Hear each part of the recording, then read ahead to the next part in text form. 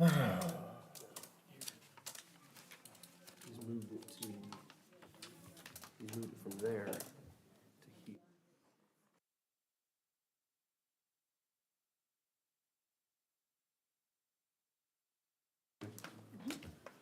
All right, ladies and gentlemen, we're going to call this meeting to order. Welcome all of our guests this evening. I'm going to declare that we do have a quorum, and I guess we're going to start the evening with the Pledge of Allegiance. So let's all stand and do that real quick. Mr. Everly, would you lead us, please? I pledge allegiance to the flag of the United States of America and to the republic for which it stands, one nation, under God, indivisible, with liberty and justice for all. Thank you. All right, in the absence of a judge this evening, our city manager is entitled by state law to go ahead and swear in our new commissioners. So we're going to swear in Kenny Moody first, and then Julian Mendiola second. So if you guys would go over to the, Kenny, would you go first, please? No, individual. So raise your right hand. I, Kenny Moody, do solemnly swear that I will support, obey, and defend That I will support, obey, and defend the Constitution of the United States the Constitution of the United and States, the Constitution of the State of Oklahoma, the Constitution of the State of and Oklahoma, that I will not knowingly receive, and that I will not knowingly receive, directly or indirectly, directly or indirectly, any money or other valuable thing any money or any valuable thing for the performance or non-performance for the performance or non-performance of any act or duty pertaining of any act or duty pertaining to my office other than compensation allowed by law. to my office other than compensation allowed by law. I further swear I further swear that I will faithfully discharge that I will faithfully discharge my duties as Commissioner and Trustee my duties as Commissioner and to Trustee the best of my ability. to the best of my ability. Thank you. I'll do longer sentences, my bad.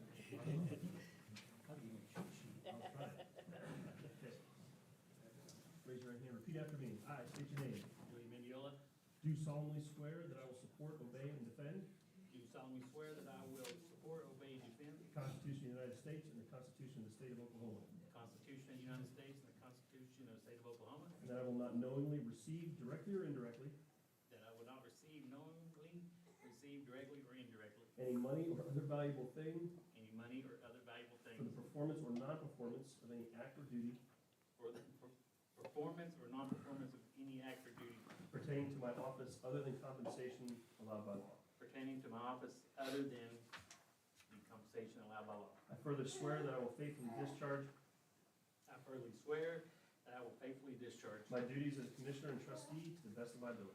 my duties as a member or Commissioner As a Commissioner and Trustee and to the best Trustee of my ability. to the best of my ability. That's tough. I tried that.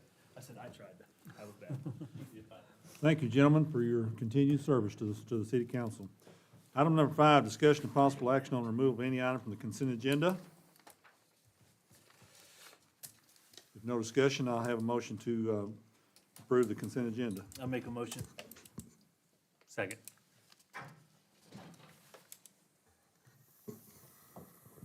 Moody, Yes. Mendiola, Yes. Bailey, Yes. Hamilton, Yes. Barnes. Yes. Okay, we're going down to item 8 then on the agenda. That's discussion and possible action on ordinance 2025-05, and ordinance amending chapter 66, article 3, section 66-71 to the Southside Code of Ordinances, repealing section 6671 and adopting and enacting the following new section 6671 to the Southside Code of Ordinances and declaring an emergency. Mr. Heavily? So pursuant to the briefing that we had last month, we had issues with specifically, there was city property in the range fan as the coach briefed. Excuse me.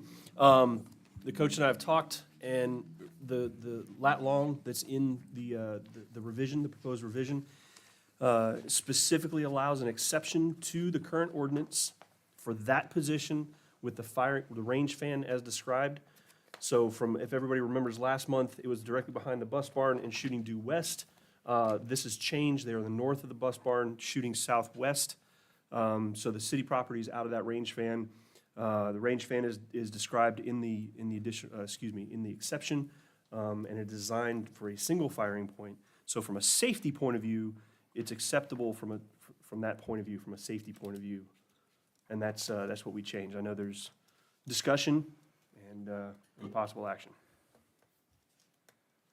You said it was firing southwest, it's firing northwest. No, southwest. That shows northwest. That shows northwest. I don't know where that came from. That one shows northwest. Was that from, Yeah, that's the one that he sent me. This one? Yeah. Yeah. Well, either way, it's. That's kind of a weird blown up. no, you're absolutely right. I apologize. Yeah, southwest will be over Yep. the interstate. Nope, you're absolutely right. So I'm looking at the, yeah, what he and I were working off of was not a, Yeah, that's the northwest. so turn this way, this is what I was working off of. Anyway, the range fan is still completely on school property. And again, it takes the city property, the lift station out of the range fan, out of the surface danger area of the rounds. And the exception does restrict it to the use of 3 different types of ammunition that he described in the packet from last month. Is Garrett here tonight? He's not. Well, I wish we had him here to answer some questions. Pancho, do you have any concerns? I mean, I have a couple, I mean, one, I'd just like to make sure, like the schedule. You know, I think last month we talked about 1 time a month, I think is what he's planning on shooting. I'm not sure, I don't have that packet from last month. You know, I'd like to have just an updated schedule of what they're planning on shooting, you know, because I feel like, my concern is right now, he thinks he's gonna shoot 1 time a month, but I think once it starts going at the school, then I think you're gonna get bigger classes. Then we may turn into more than just once a month, more than once a day. So, the outlook of that, and then, you know, 2, I talked to Mr. Barrett today, and it's just on my side, but, you know, they hadn't took it to the school board yet to hear what the school board says. I think they're okay with it, but I think they're kind of waiting on us, and I'm kind of waiting on them. You know, I feel like they should make the approval, okay it for the school board, to okay it for them to shoot on the school grounds first before we go changing ordinances. But on that side of it, I understand we can make it to where this won't go through unless the school board approves it. But like you said, you know, I wish Garrett was here to give me some more answers, some more questions for me. Well, and admittedly, the draft of the exception does not include any scheduling. It does restrict it to the club or the team, but so if they wanted to do it for classes during the normal school day, that would not be permissible under the way it's written right now. So if we want to add a scheduling piece in there, I can absolutely change that and put that in there, but Well, I know it doesn't address it now. I think last month he brought us the schedule. The schedule was in the packet, yes, sir. It's in that packet, yeah. Yeah, so, you know, I'd just like to know what the update on that is, whether, you know, are we gonna do more, doing less, or times and dates and stuff like that. That's my, you know, couple of my concerns on Josh, it. you have a concern? I like it, I'm ready to vote on it. Let's get it, put it to bed. Any other concerns, Kenny? The only concern I had was making sure that supervision was in place at the school. I think they had it written where they had to be 2. So it has to be and forgive me, it's an Oklahoma, I'm trying to find it here in the packet. It's basic, the qualifications that Coach Garrett has through the Oklahoma Department of Wildlife Conservation. So that the way the exception is written is that it has to be overseen by someone who has that certification. So not just Garrett himself, but any future coach that would come in, couldn't be just somebody off the street. They have to have that qualification in order to run the range safely. So right now, I think he's looking at him and KD, I think, I believe so, yes, sir. are the 2 that are looking at being that. Did he follow through with the city police and getting approval with them? Mr. John? Wagner? So as far as the approval, state statute allows those firearms to be on the premise. I went out there and looked at it. As far as the police department, we remain neutral on it, just to give you guys the best information. But there is a provision in state statute that allows for this shooting team to exist and for them to have those firearms on the premise. Brad, concerns? No, the concerns I had were addressed already in the revision. I'm kind of with Poncho on that. I think maybe it's a little bit backwards in their approach. I would like to see the support of the school board before changing and, city ordinance, but I think it's a good thing for the school and for the community, so I'd be in support of it. So we can, like you and I talked about, we can table it prior, and just require the school board to approve prior to consideration, if everybody's Well, not I mean, comfortable that way, it's up to you. I mean, I think the school board's gonna approve it. I mean, I don't see an issue with them not approving it, because, they support the skeet shooting group. So I don't think there's gonna be a problem there. My biggest issue for me is I think is the schedule. One, you got Cherokee Nation, one, you got People Inc., you have the new Child Development Center that's being built right next to it. So, once a month, I don't have an issue with, but I don't think I'm for them out there firing guns off every day for an hour or 2 hours, or how many classes he's gonna do. So I would really need to see a schedule, I think, just to kind of give me an update of when, because I know last month he said that he would basically give it to y'all, the PD, that we could put a post out that would tell everybody that there'll be shooting out there at this time on this date. And I think no matter what we do, if there's not a schedule or something like that, it's gonna be chaos, because everybody's driving by, garden walks, PD's gonna get phone calls like crazy, probably. So the packet that he gave us last month, today being the 11th, or excuse me, the 10th, they'd have 2 remaining practices this season, once on the 13th of this month and once on the 26th of this month. And then the season's over. But you said there's nothing in the ordinance that There's says nothing they in the can't ordinance that restricts the shoot time. all they want. Correct. It just says where, in what direction, what rounds, and it has to be supervised by a certified instructor. I spent 15 years as an ag teacher. The blue and gold and FFA is very dear to me. Shooting sports is something that's very important to the current FFA programs and something I fully support. But when I put my mayor's hat on, what I can foresee happening is that even 335, we're gonna have kids at the early childhood center that are gonna hear gunfire. We're gonna have folks over in your housing condition that's gonna hear gunfire. We're gonna have people all out in that part of town that's gonna hear gunfire, and they're gonna get a little goosey about it, and they're gonna wonder what's going on. And I think that the police department and the school is gonna get lots of calls and lots of complaints. Now, I'm kinda like Pancho. I think that they've got a little bit backwards, that this probably should have board approval before we take a look at it. I'm not opposed to it. I think a Saturday practice would be the best case scenario. To shoot on Saturdays when their school's not in session and the early childhood center's not in session and People Inc. is not in session. But that's just my opinion, and I wasn't asked my opinion about this, but that's kind of like what I'd like to see.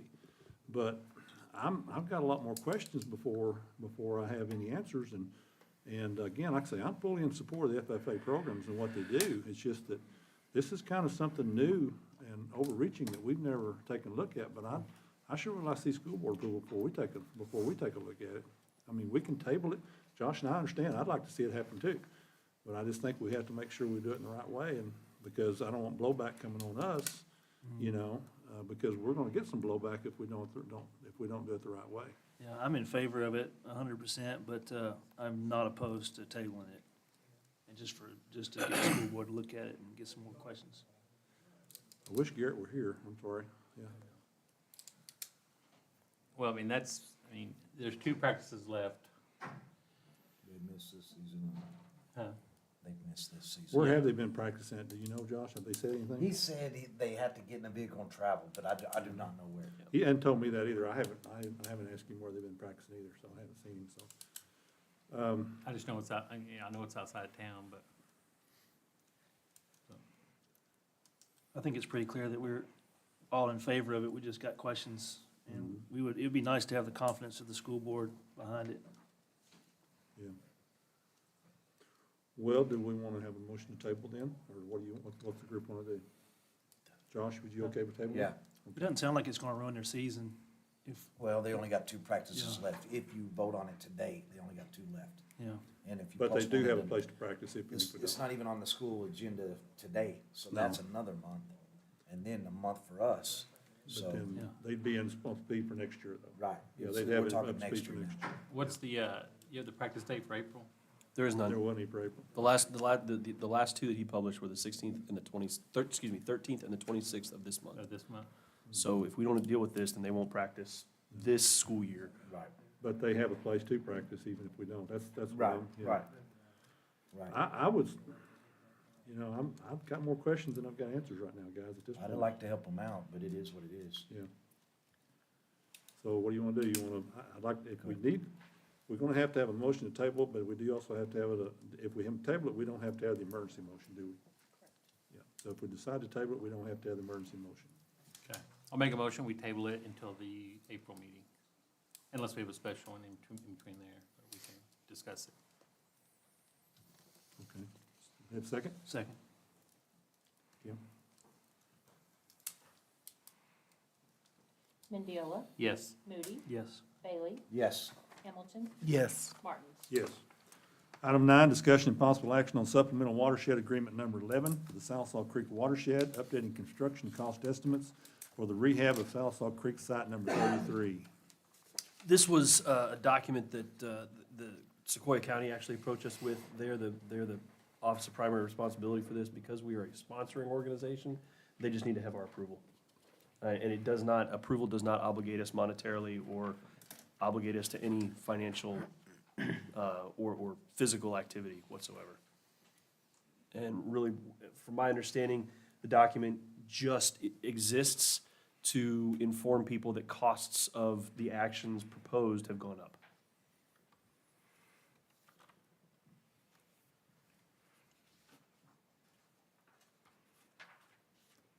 Motion? Make a motion, we approve the watershed agreement number 11. second. Mendiola, Yes. Bailey, Yes, Moody, Yes. Hamilton, Yes. Martins. Yes.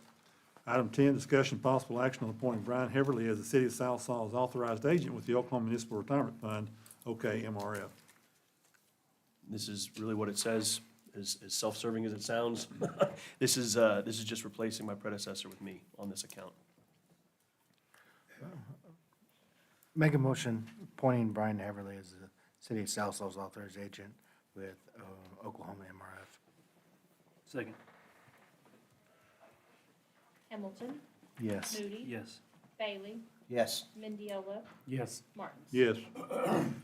Okay, item 11, discuss some possible action on the audit engagement letter with Jana Walker, CPA, PLLC of Woodward, Oklahoma, for fiscal year 2025 audit services and landfill calculations. So this is the young lady that we've used before, focusing on, go ahead, I'm sorry. No, go ahead. Focusing on our, specifically on the landfill use, and we'd like to continue using her. You got the comments, Robin? No, the fees are still the same, so for the audit, it will not exceed $42,000, and for the landfill calculation, it's $3,000, and then for the single audit, which we will be required to do again this year, is $5,000. Okay. That's the same as it was. I'll make a motion. Second.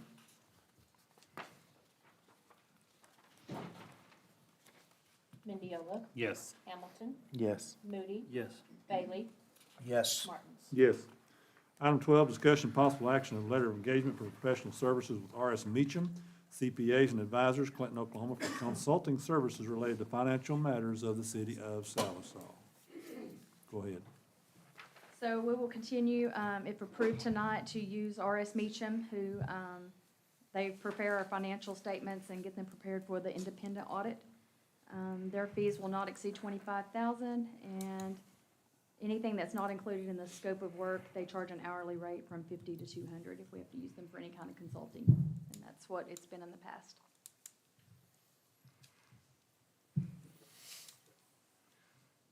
All right, I'll make a motion to approve letter of engagement with R.S. Meacham CPAs.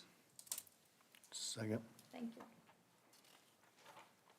Moody, Yes. Hamilton, Yes. Bailey, yes, Mendiola, Yes. Martins. Yes. Item 13, discussion and possible action on previously approved purchase order number 104323, issued to Gray Brothers Equipment of Poto, which was $600 over the approved amount for purchase of a skid steer for the Parks Department. So, last month, you all approved the purchase of the skid steer for $65,400, but it had an unknown availability, and still has an unknown availability. We called the company to confirm that. They said, hey, I've got one sitting on the lot, but it has a reverse fan on it. That's a $1,200 option. $1,200 over. They said they would split that with us and only charge us $600 for the skid, $600 additional dollars for the skid steer that's sitting on their property with that particular option. A recommendation is we go ahead and grab that at half the cost of a normal addition. And that total would bring it to $66,000, which is still less than the $90,000 that was approved on the line item in the budget. This is ready to go right now. Yes, sir. I make a motion to acknowledge $600 coverage on purchase order 104323 issued to Gray Brothers. Second.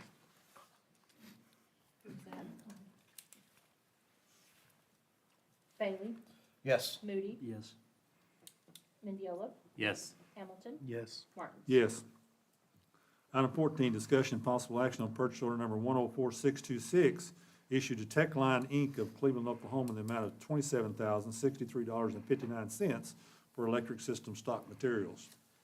So this particular item, the lowest bid, and so that's one of the things we're coming to you with, the Techline was not the lowest bidder. However, the lowest bidder, as you can see in your packet, actually had items in lesser quantities and items with item numbers that didn't match the requirements. So that's how that bid came out lower than what Techline provided.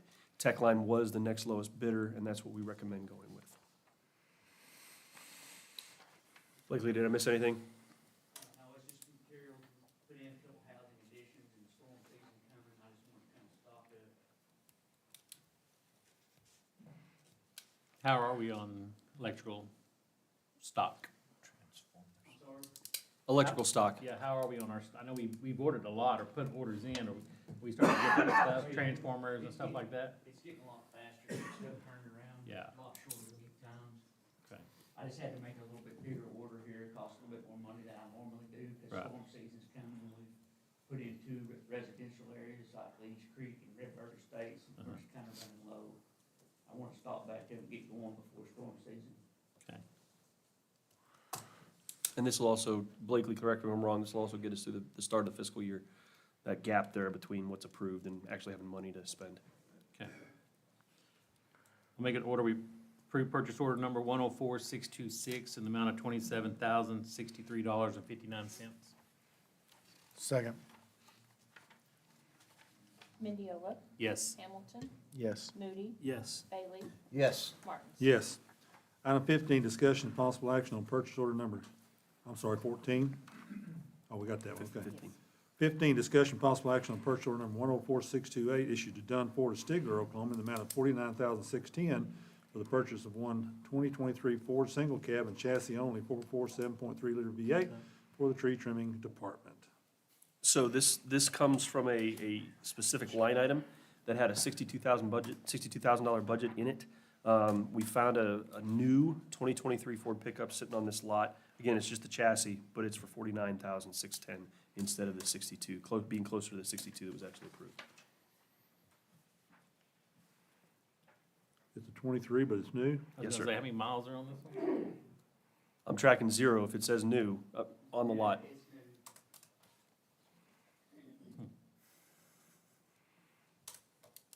What are you gonna put on it, Blakely? It's a tree trimming trailer, they pull a gooseneck dump trailer with it, and Okay. trim brush and haul it off.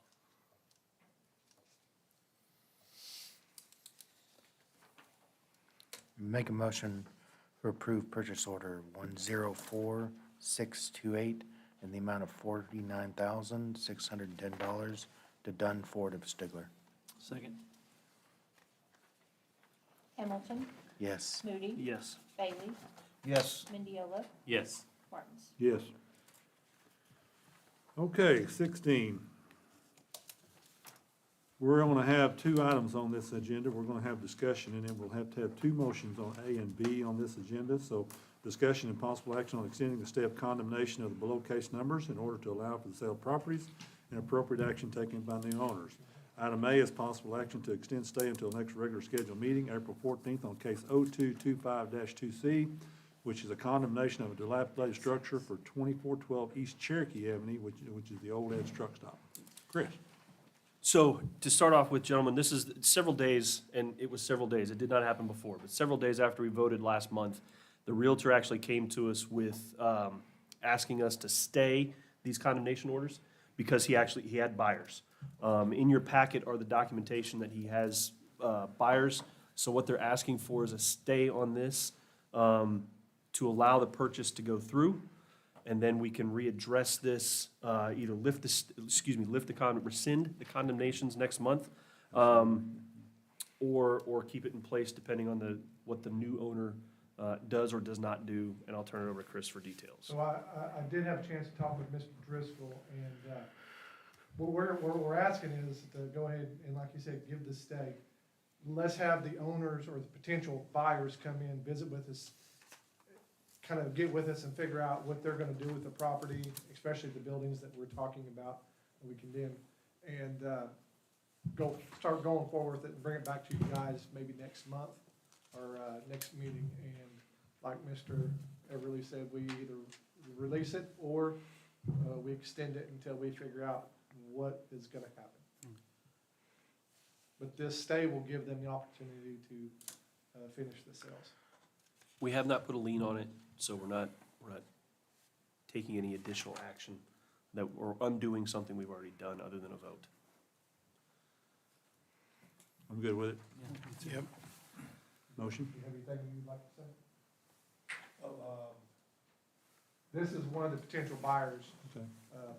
Yeah, so we're gonna be keeping the buildings, we're gonna maybe remodel it, you know, one is a house, we're gonna rent it, and then maybe the bigger building, we're gonna use it as a warehouse. And then there's a little storage, I think, which we're gonna be demolishing it, that's really not worth, And so that's where I suggested that they come in and visit with us. We can sit down and discuss what they have, what code allows them to do. I know there's some flood stuff in that area. I don't know if it catches this, but we just want to make sure that they're informed on everything and they know what they can and can't do. Yeah, be sure and let them know about the floodplain, because it's real out there, yeah. Yes, sir. I'm good with it. Yep. Motion? I make a motion to approve extended stay until the April 14th meeting for case number 02-25-2C. Second. Moody, Yes. Hamilton, Yes. Bailey, Yes. Mendiola, Yes. Martin. Yes. So item B then is another possible action to extend stay until the next regular scheduled meeting, April 14th, on case 02-253C, which is a condemnation of the dilapidated structure for the 2550 East Cherokee, which is the old golf course, which is the buildings we're talking about. Correct. So it'll be the same thing on this one too. Okay. I make a motion to approve extended stay until the April 14th meeting for case number 02-253C. Second. Thank you. You've got it? Okay. Thank you, Chris. Thank you, gentlemen. Moody, Yes. Hamilton, Yes. Bailey, Yes. Mendiola, Yes. Martin. Yes. Okay, moving right along. 17, discussion and possible action on engineering contract between the City of Southall and Neil Harville and Associates, P.C., in the amount of $11,100 for engineering services related to sanitary sewer system improvements, Elm Street Locust Sewer Line replacement. So this is actually going to not only repair, but also upgrade the sewer line that's there. It is, the long story is that we had a customer there on the corner that would have had to have dug up the road. We redirected them to this particular sewer line that was running in between properties. Excuse me, and this is the block that is bordered by East Scott, East Iola, South Elm, and South Locust. There's an easement that runs right down the middle. This will allow us to replace, so when they tapped into that concrete sewer, it just disintegrated on them. So the plan is you all may or may not know, those new homes that are being built there on, I believe it's South Locust. Those homes are gonna tie into this, so this will allow us to upgrade that in preparation for them as well. So we're not just replacing what we've got, we're actually upgrading it, and this is the engineering contract for that work. There's homes scheduled to be built on Elm there too, isn't there? Yes. So Yeah. it's not like it's, There's, gonna get any better. help me out, there's 9, There's 9 total, Yeah. four tiny homes on Elm. location and a regular home. Yeah. On that same street. and this upgrade will give us the opportunity obviously accept all that without the risk of clogging up an existing sewer. And as you would say, it's falling apart. It has to It- be. it is has to absolutely be done, falling yeah, apart. so. Motion? Make a motion, we approve the engineering contract? Second, Mendiola, Yes. Bailey, yes. Moody, Yes. Hamilton, Yes. Martins. Yes. So the companion motion to that 218 is discussion and possible action toward a contract to Larry Williams of Greenwood in the amount of $84,377 for sanitary system improvements, which is the same location, Elm Street and Locust. So this is the gentleman, we opened the bids on Friday, and this is the low bidder for that work. So we know what the big difference is in prices here? So it was a combination, because the prices were, this gentleman was low by almost $40,000. Yeah, that's what I'm saying. It was parts and pieces were lower. There were some parts that he was actually a little higher than the next bidder on, but overall, obviously lower on the 84,000. But if you look in there and compare the parts, it was mostly the pipe difference in cost of materials. His grubbing and clearing was significantly lower than the other two bidders as well. Be good? Make a motion to approve or award a contract to Larry Williams of Greenwood, Arkansas, the amount of $84,377 for sanitary sewer system improvements on Elm and Locust. Second. Hamilton, Yes. Moody, Yes. Bailey, Yes. Mendiola, Yes. Martins. Yes. Okay, item 19, we're going to talk about items related to the dog park, and again, I'll have to have two separate motions on A and B on this one, so let's discuss A first.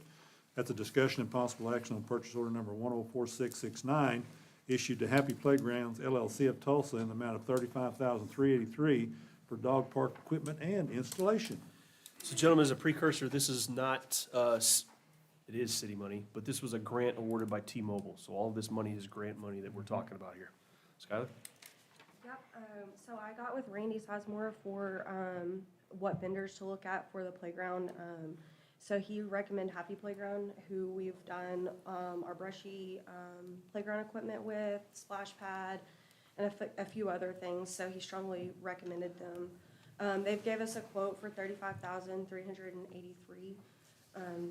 That includes the equipment for like agility and things like that, and then also 2 water fountains that are dual purpose for dogs and humans.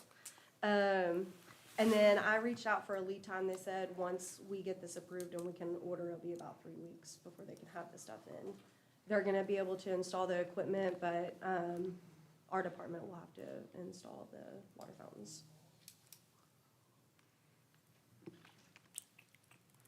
And we want to talk about the next one as well, and then have two separate votes. So go ahead and continue on with the fencing. Okay. So let's have a motion on A, please.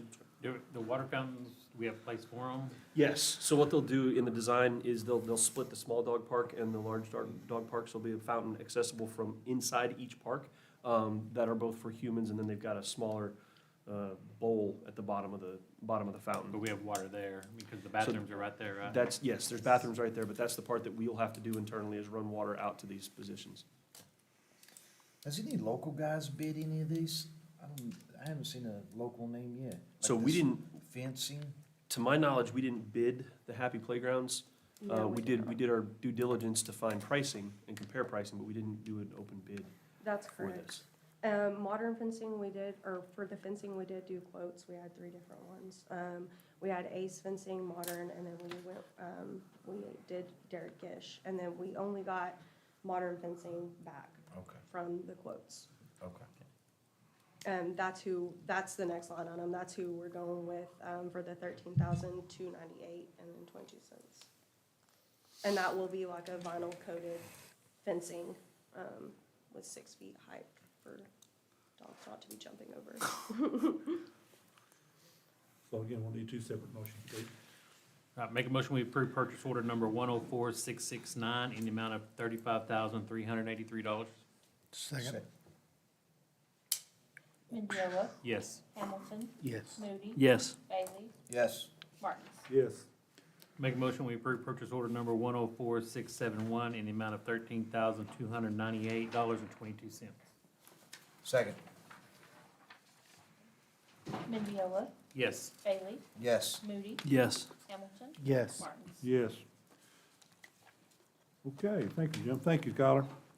All right, item 20, discussion of possible action on purchase order number 104679, issued to John Vance Fleet Services of Guthrie in the amount of $36,513 for the purchase of one 2025 Chevy Colorado for the meter reader services department. So this is another approved purchase, and like it says specifically for the meter readers. I believe it's going to replace at least a 10 to 15-year-old vehicle. I'm looking at Gene back there, completely catching him off guard, but you remember what this is replacing off the top of your head? There you go. So it's a 16-year-old vehicle that we're replacing with this one.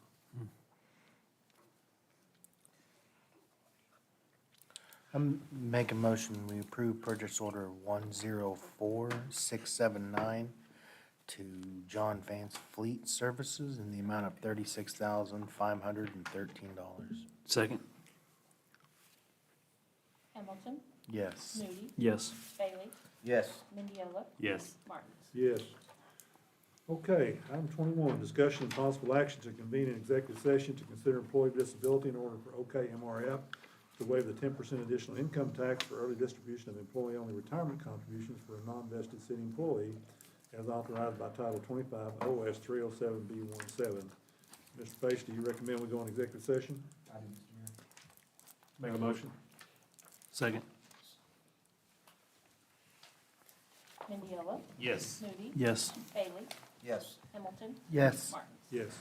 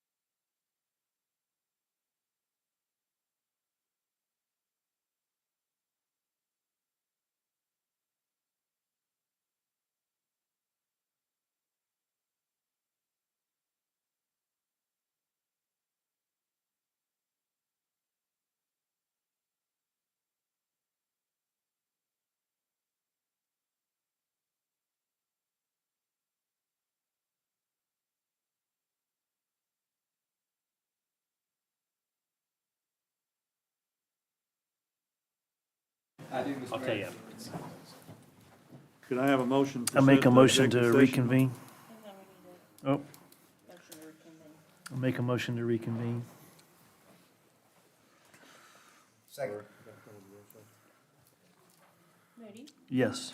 Bailey, Yes. Mendiola, Yes. Hamilton, Yes. Martins. Martins, yes. Okay, let me have a motion to take action on executive session, please. Make a motion to approve what we discussed in executive session. Thank you. Second. Moody, Yes. Bailey, Yes. Mendiola, Yes. Hamilton, Yes. Martins. Yes. Well,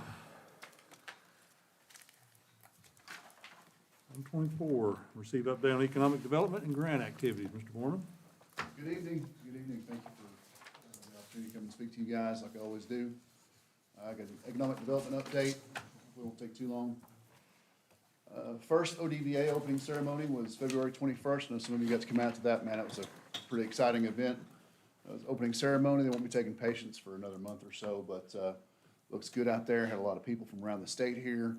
And man, our community really showed out. We had, you know, the flags displayed by our fire department.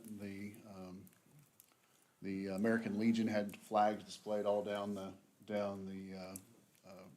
entryway. We had signs out.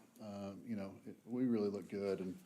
And in fact, the adjunct general for the state said by the response that he saw there that day that they knew they made the right decision. So just want to thank all of you for showing up. It was a really good event. Of course, you know, Quick Trip opened up March the 6th. I think, Commissioner Bailey, I think I told you before the meeting, that Friday after they opened, the day after they opened, 5,400 people visited Quick Trip that day. More than Walmart, pretty impressive. Wow. You know, it's just been a great addition to our community and will continue to be so. I have a friend that works there and who worked there for a long time. He said, my goal is for Quick Trip to be the second biggest producer of sales tax generation for the city. And I said, well, I hope you're right. I hope that happens. Millicent is, man, they have crammed a whole bunch of work into a little bit of time. They're doing their remodel. And I've got a little bit of a virtual tour by picture here in just a second.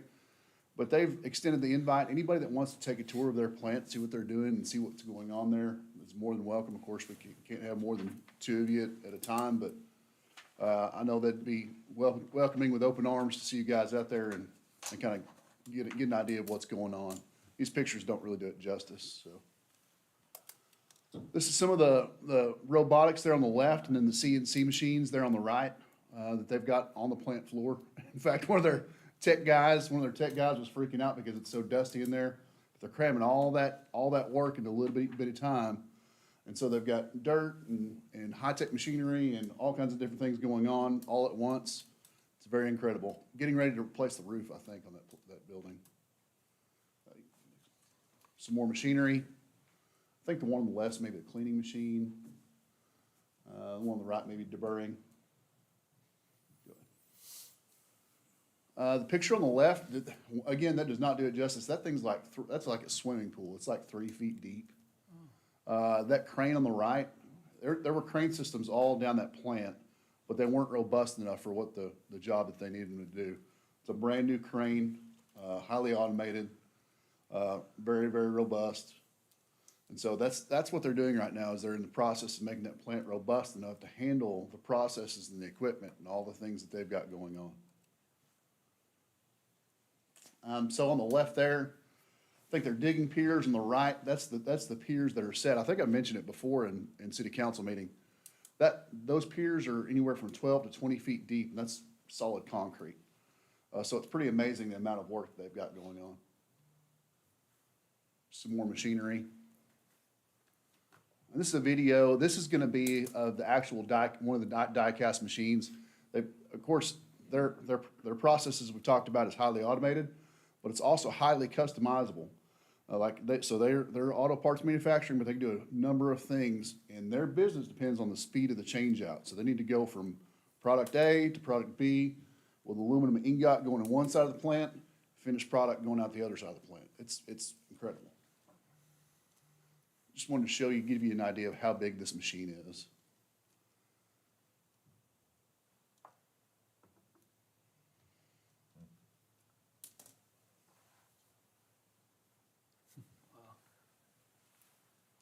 So one of those machines weighs up to 200 tons, and that's the reason, that's the purpose for those cranes. So Millicent right now is going through their quality jobs application with the Department of Commerce for some of the incentives that the state offered. So we're meeting with them yesterday, meeting with them today, and meeting with them tomorrow to help them walk them through that process. Wholesale electric company in the old Napa, that's, if it's not open now, it's going to open soon. They've got the building changed out. Also, it seems like we're in the middle of a convenience store upgrade or change out or whatever, because, you know, Casey's has talked about their diesel upgrade for several years now, and I don't know if Quick Trip has given them the incentive to kick that project off. I know Keith's been dealing with them, and he may give you an update on that, but also, the same day Quick Trip opened up, the sale of Easy Mart was complete. I don't know if you've been by Easy Mart there on the corner of Kerr and Cherokee, but it's complete. All the branding's gone off of it, and a person has purchased that and is changing that out. And he's been talking with the city for quite some time about doing some different developments. So, 3 regionally recognized brands are in the process of potentially locating here. They've been approved by their internal real estate departments, and they're in final negotiations. We're pretty excited about it. There's some brands that will shore up some leakage that we've got going out to Fort Smith and different communities. And so my point to putting that in there is, as we have seen these quality jobs take place from Millison to the ODVA to Aviagen to the petroleum parts manufacturer that we've got coming, as that median income increases, that expendable income increases for people, for households, we'll see more of those retail come. Chamber breakfast was March the 6th as well. We had Charlotte Howe from the Department of Commerce come. She's always a good speaker, and kind of told about some things that are happening in the states and different programs, and talked about quality jobs. And we're hosting those events. The Chamber's hosting those events every other month. So we'll have a breakfast one month. The next month we'll have a members after hours, which is a social event. And so if you guys have not had the opportunity to come to those, I would highly suggest you come. It's a great time to network and fellowship and see what's going on around the community. Another important cog of economic development is workforce development. Carl Albert, through their Strata grant, is hosting a workforce development summit where we'll have businesses and educators and economic development professionals meet in one room, have roundtable discussions, and find out what these businesses are really needing for workforce development. You've heard me say it before, outside the dollars and cents of a company moving here, workforce is always their biggest worry, biggest concern. Do we have the staff? Do we have the people that can staff their operation? So this will be a really good opportunity for the community. OWRB grant, this will be the only grant that I've touched on today. Or I guess I got prep grant in there too. OWRB grant, we're still trying to get that converted to the lift station at the country club from the water loop that we did. That project came in significantly under budget, so we had some leftover grant money. In order to expend that, we'll have to convert it to another project. I have low confidence that's going to happen. If it doesn't happen, we'll have to find another project that we can expend the rest of that funding, which is roughly $226,000. Prep grant modification was approved, so we went from the electric line extension down Cedar Street to a comprehensive master plan for the city. That is extremely exciting because we get to plan what we're going to do in the future. This is a long-range plan that we want obviously to be adaptable, but it'll help us direct where we have our resources, where we point our energy for zoning and planning. And so just a comprehensive master plan is something we've been lacking for a really long time. So we'll have the funding through this prep grant to hopefully get this completed. So staff's been working on an RFP or RFQ to send out to firms for specifically this project. So any questions? Holiday Inn? Holiday Inn, fall, still looking like fall of 25. It'll break ground. I think we've got a meeting on the week of the 24th. With that developer, and so things are still looking good. Cool. that whole south corridor hopefully is, you're gonna see some retail and some quick service restaurants and the hotel and who knows what else. Any questions? Thank you, Mr. Foreman. Yeah, Good job. yeah, thank you. Mr. Miller, do you want to go next on update on current projects?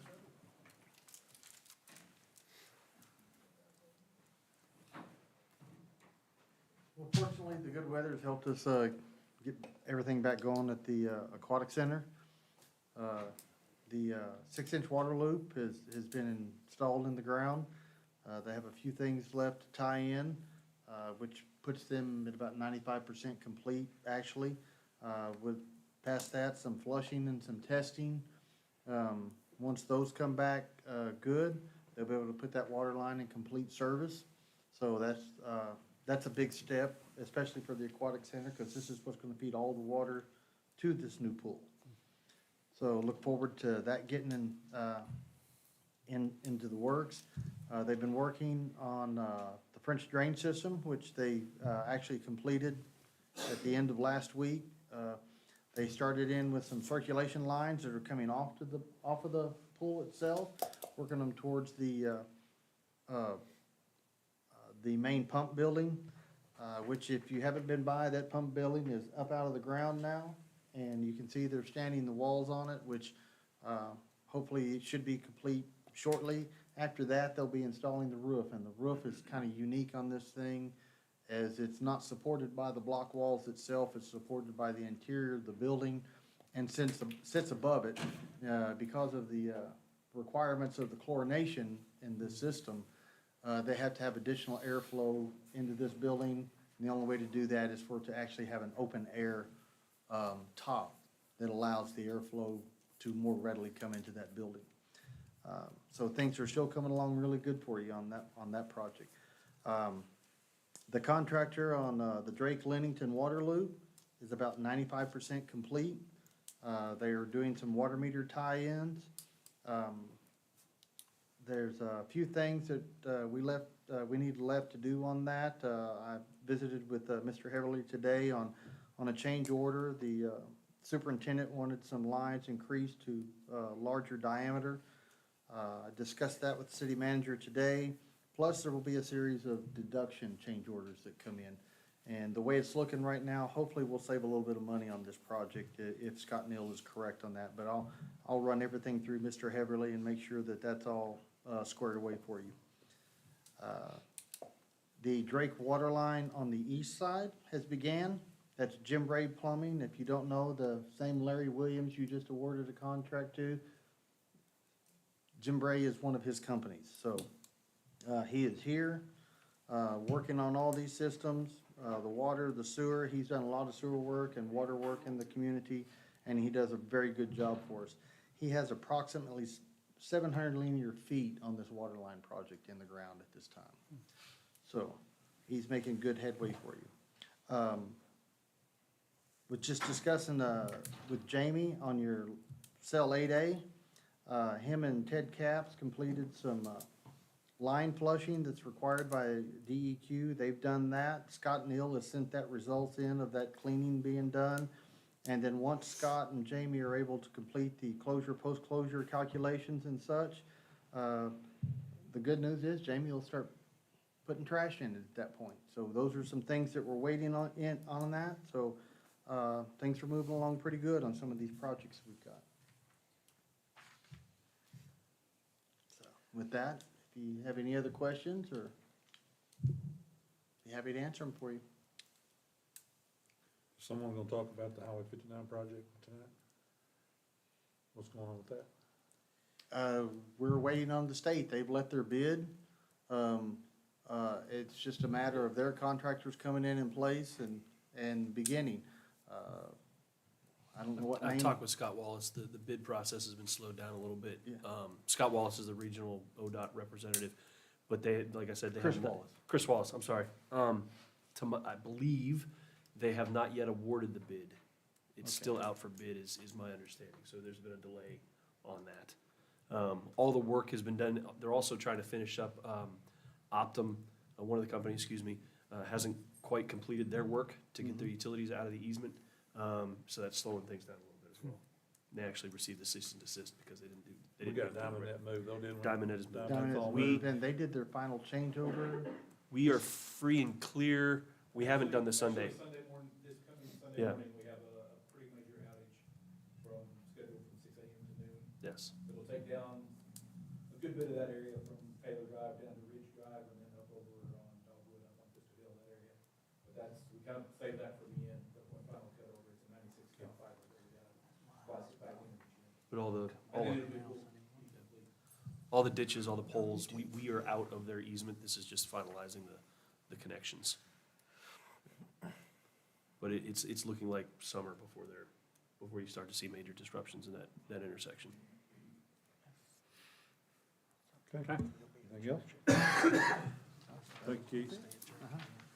Okay, number 26, receive update on financial status of the city and activities of the finance department. That would be Robin. Financial status is doing good. Sales tax for February was $659,000. That's down around $10,000 from this time last year. The sales and use the use tax was $139,000. That was an increase from last year. At the end of February, we're 8 months into our fiscal year, and that represents 67% of our budget. So our general fund revenues are at 66%, expenses are at 66%. SMA revenues, taxes are at 75, telecom is at 66, sanitation and landfill 63, electrics at 65, water and sewers 83. The total revenue for SMA combined is 71%, and the overall expenses for SMA is 53%. I normally give a little bit of overtime updates. As I was filling this out, 3 or 4 of the departments are now back in range for their percentage of overtime in the last couple of months, so that's trending good. And then I only had one other thing, and that is, somebody may already have it on their notes to do, but we need to confirm the budget retreat dates. Right now, we have them tentatively set for May 20th and 21st, which is a Tuesday and Wednesday. So I don't know if those dates work for everybody here. When's school out? That's the last week of school, isn't it? School's out on the 15th. I don't remember. Hmm? School's out on the 15th, I believe. Okay, good.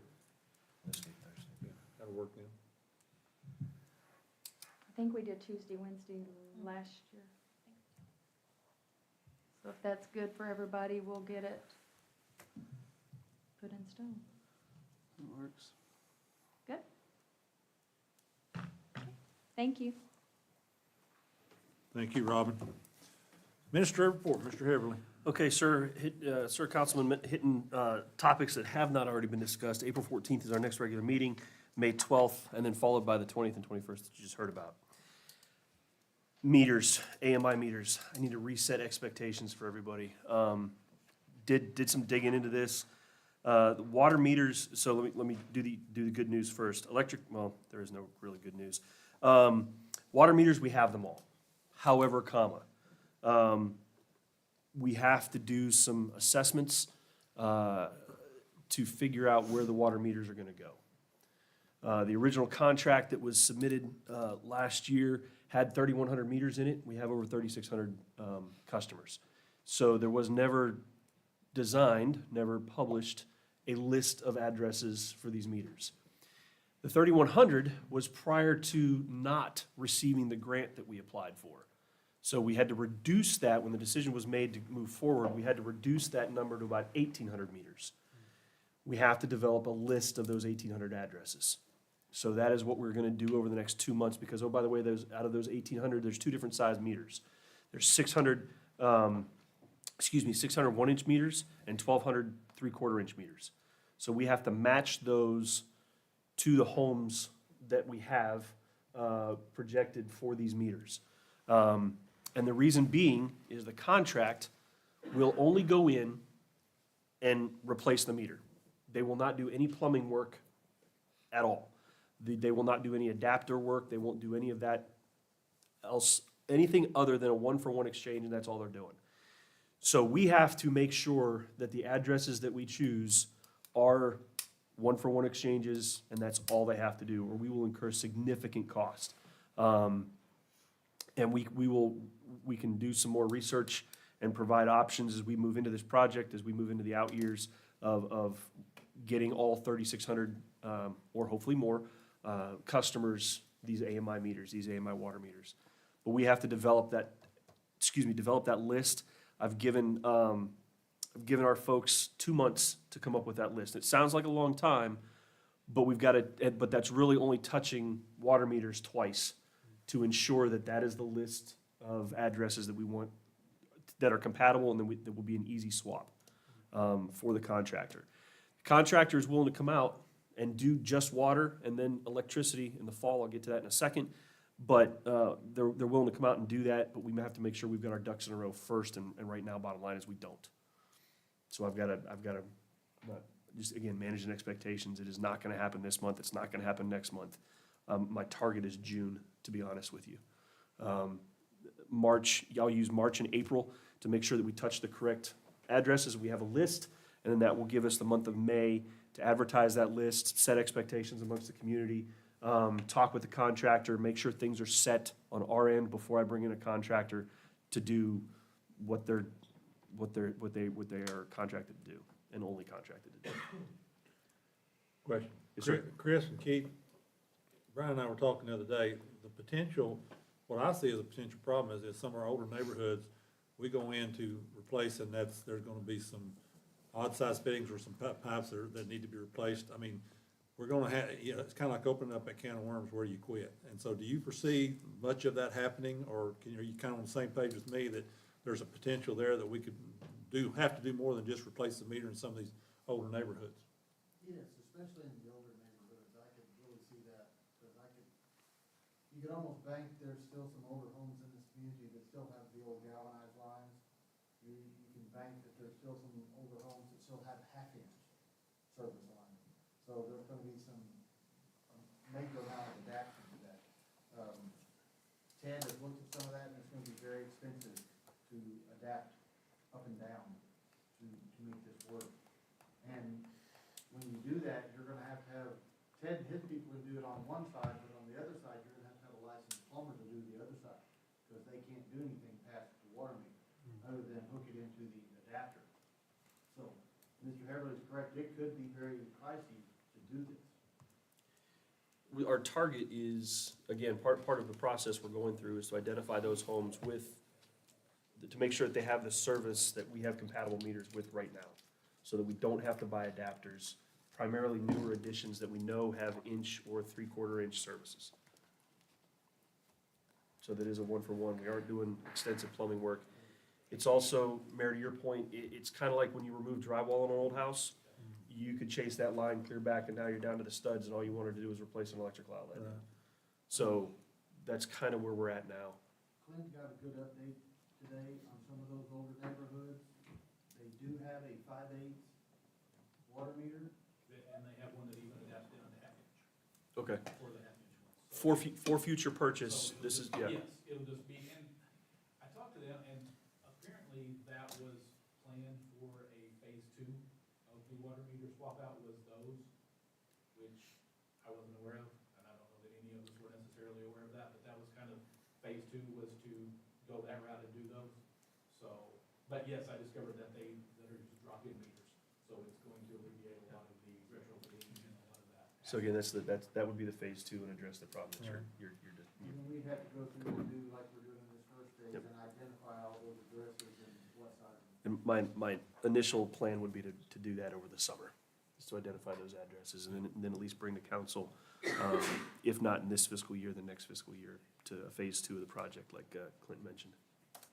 But I want to have my ducks in a row before we come to you with a project versus what we're doing right now, to be completely honest with you.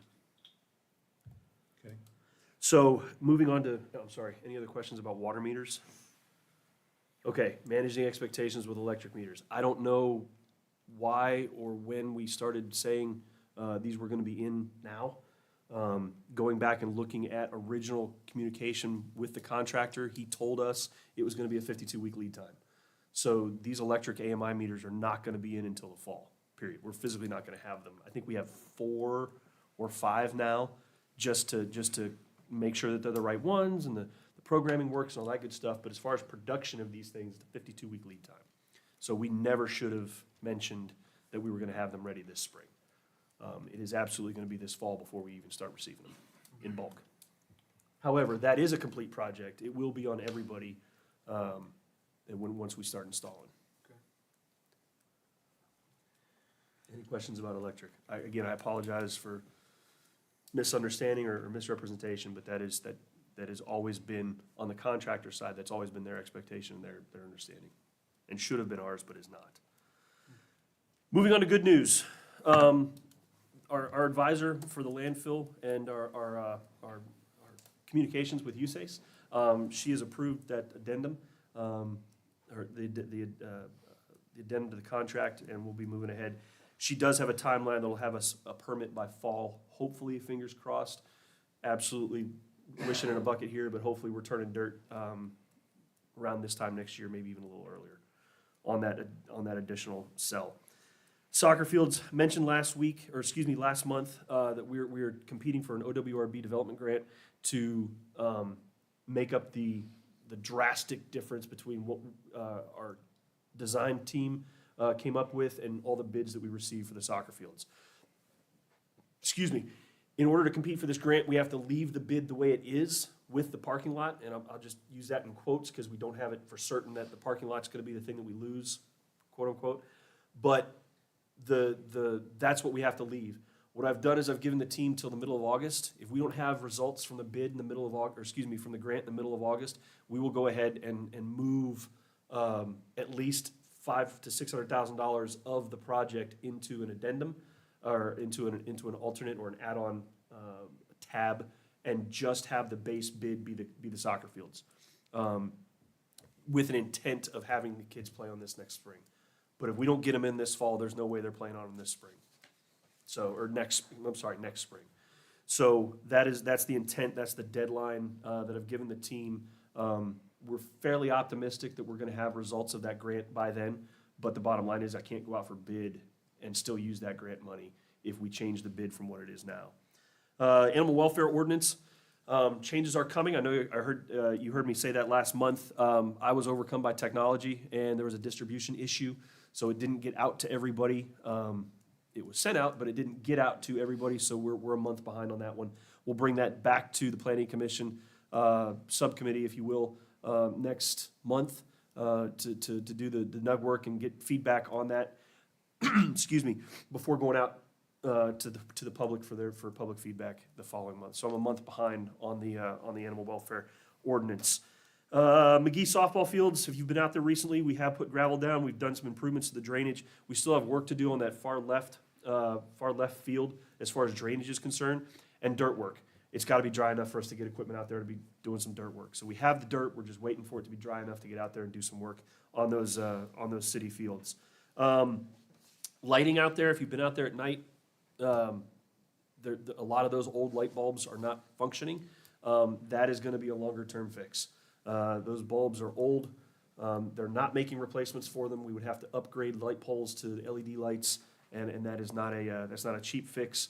But that'll be a project that you see in the next budget cycle.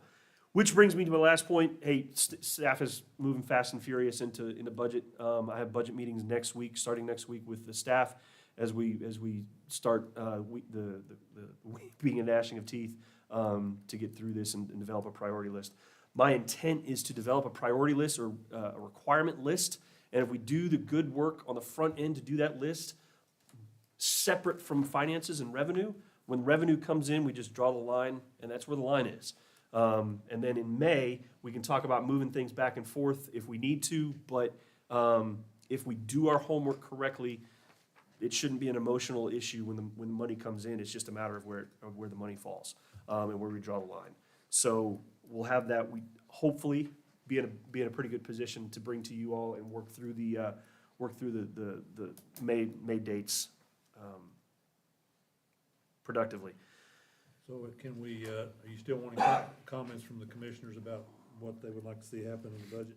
I'm always open, sir. I've been able to get down and talk to everybody. I think I've got everybody's at least initial wish list, and intent, and what they would like to see or not. But I have at least a starting document, or a starting list. Obviously, if the commissioners want additional things than what we talked about, then I'm open, my ears are open. Did want to get your input prior to the dates, so that we're not going into this cold. And I have received that from everybody, at least initially. Okay, Spruce Up Salisaw. So starting tomorrow, you'll start to see flyers. I'm really excited about the work we're gonna do here the last full week in March. We're gonna do a Keep Oklahoma Beautiful. There's gonna be a rain barrel class on Thursday night. Folks from, young lady from GRDA has partnered with PepsiCo, and there will be 25 rain barrels available for the first 25 folks that sign up for that class. Teaching about rainwater collection and planting native plants and things of that nature for that class. But starting that week, we'll be doing some ditch work, excuse me, across the neighborhoods. We'll be doing some work to expose sidewalks. We'll be doing, again, a Keep Oklahoma Beautiful event, and then we'll be doing some work out at Brushy Lake, as well as Kirby. So anybody over 65, first come, first serve. We have 3 days. We're running Kirby for our elderly population. One pickup only, please, per address. And then we'll get after that week as well. Skylar, am I missing anything significant? I know you've been in some of those meetings. Okay. But again, there'll be flyers coming out, one for the entire week, what we're doing, and then individual flyers for some of the big events we're doing. Really excited. Again, what we're doing is we're taking events and encouraging organizations that do cleanup things over the spring. We're encouraging everybody to do that the last full week of March, just to springboard us into the summer months as we get the city looking pretty darn good. Sir, that is all I have. I apologize for rambling. One other update, farmer's market starts back up the first Saturday in April. Right now, about 40 slots, and they had over 65 people asking for slots to get in the farmer's market. So, that said, the farmer's market may have to come to the council or to the city sometime in the near future to go ahead and expand the farmer's market over into the library lawn. Wow. So that may become a discussion item later, because the request for slots in the farmer's market is just overwhelming right now. It's just unbelievable how many people are asking to get in, which is good, which is great for a town this size. And so that may be, and I haven't even approached you about that yet, so we may be bringing that to the council later to expand over to the library lawn. And Some kind of orderly fashion, so. Saturday of that week as well, we're doing Chunk Your Junk. There's also Positively Pets is happening out there in front of the library. A lot of great events for your pet-friendly folks. Anything else? That's all I have, sir. Pending any questions. I entertain a motion to adjourn then. I make a motion to adjourn. Second. Moody, Yes. Hamilton, Yes. Bailey, Yes. Mendiola, Yes. Martins. Yes. Which that will take us right into our SMA meeting. I'll call that meeting to order and declare that we do have a quorum. Item 3 is discussion and possible action on minutes of regular meeting of February 10th, 2025. Make a motion. Second. Mendiola, Yes. Moody, Yes. Bailey, Yes. Hamilton, Yes. Martins. Yes. Item 4, discussion and possible action on a lease agreement between the city, the Southland Municipal Authority and Chili Wainscote DBA, Lazy W Productions, use of the rodeo grounds, and authorize the city attorney and the city clerk to finalize details of insurance. So, gentlemen, this is an additional group. It does not conflict with the Lions Club's normal reservations over the summer. This group actually, correct me if I'm wrong, comes in before that reservation period starts, and is an additional event this year. They're just doing a traditional rodeo. They handle cleanup and everything. Oh, yes, sir. Y'all haven't got the insurance yet, right? This is pending on, No, it hasn't come in the mail yet. so this is pending on that still. Yeah. Motion? I'll make a motion. Second. Mendiola, Yes. Moody, Yes. Bailey, Yes. Hamilton, Yes. Martins. Yes. Any other administrative report? No, sir. How about a motion to adjourn? I make a motion to adjourn. Second. Moody, Yes. Hamilton, Yes. Bailey, Yes. Mendiola, Yes. Martins. Yes. So that will take us right into our Southside Economic Authority regular meeting. I'll call that meeting order with a quorum. Item 3, discussion of possible action on minutes of regular meeting of December 9th, 2024. Make a motion. Second. Mendiola, Yes. Hamilton, Yes. Moody, Yes. Bailey. Yes. Martin. Yes. Okay, item 4, discussion of possible action on issuing payment for all items listed on the invoice payment request report by the hospital authority. So this is a partial list of the debts that the bond that we just passed would pay off for the hospital. It is not a complete list, it is a partial list, but it is most of it, I believe. We actually paid off, Stephanie can probably give me numbers because I didn't bring the numbers. At closing, there was 3 loans that were paid off at closing, which was a huge chunk of the bond money. So I think there's anywhere from 2 to 3 million left. There was 2.37 left After the closing. after the closing of those initial ones. And so now they're just tidying up and trying to get some of the little straggler stuff out there. And so this will be 23 items totaling $440,000. And what we're gonna do, if, once you approve this list, is go ahead and send it to the Bank First, and they'll issue the payments from there. With the intent of bringing you the final list next month of Yes. all of the rest of it that's it's accounted for. We just weren't ready to bring the entire list. We didn't have all the information to bring the entire list this month. Motion? Make a motion. Second. Hamilton, Yes. Moody, Yes. Bailey, Yes. Mendiola, Yes. Martin. Yes. Motion adjourned? Motion to adjourn. Second. Hamilton, Yes. Moody, Yes. Bailey, Yes. Mendiola, Yes. Martin. Yes. Thank you all for being here this evening. Appreciate you very much.